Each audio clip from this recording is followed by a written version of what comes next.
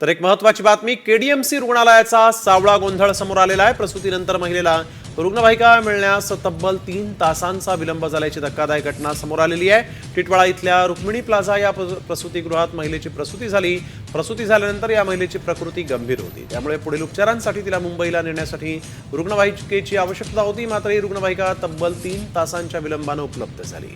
या प्रकरणी शिवसेना शिंदे गटाच्या पदाधिकाऱ्यांनी तीव्र संताप व्यक्त करत आंदोलन करण्याचा इशारा दिलेला आहे।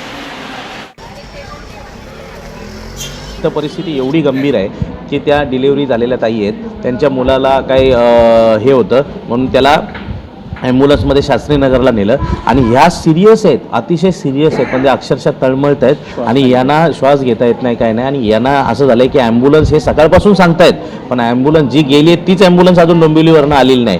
इथे 2 ॲम्ब्युलन्स आहेत, पण त्यातली एक ॲम्ब्युलन्स 15 ते 20 दिवस झाले बंद आहे, दुरुस्तीला दिली आहे। 15-20 दिवस कुठले यायला लागतात आणि इमर्जन्सीसाठी तुम्ही हे लोक काय करतायत?